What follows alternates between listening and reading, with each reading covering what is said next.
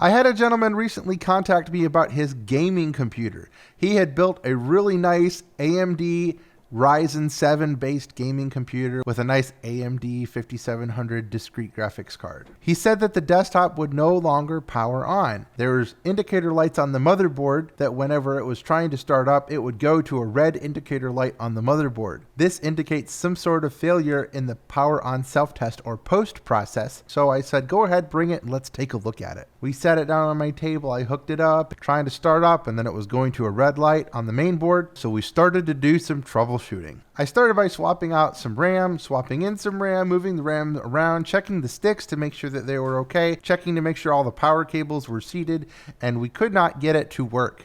And then I thought, well, let's try putting in another AMD Ryzen chip from a donor machine. So I had a donor machine that had a CPU with the same socket, and so I put that AMD chip inside of his motherboard with the fan, everything hooked up, and guess what? The computer powered on with the customer's original RAM. Thankfully, we were able to find out that his RAM was okay. With the price of RAM now, I was not looking forward to telling the customer that he had to replace his RAM. It turns out the customer had built this desktop less than a year ago and still had a 1-year warranty on his CPU. So I was able to tell the customer, hey, your CPU is actually bad. Your desktop with its original motherboard and its original RAM powers on with a donor CPU, and it's working just fine. The customer was actually able to get his CPU, his Ryzen 7 CPU, replaced under warranty, and then he was able to put it in. It didn't cost him a thing in parts.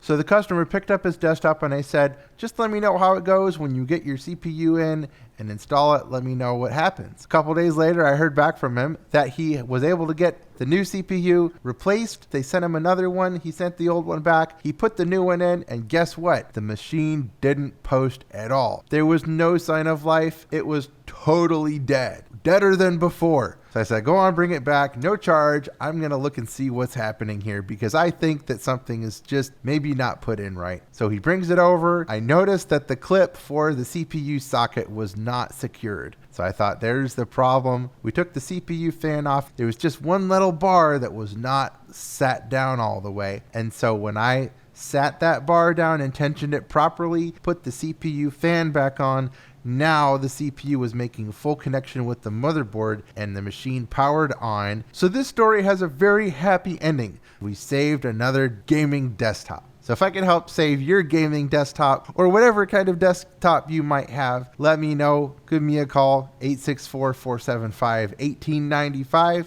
and see if we can get you the help that you need.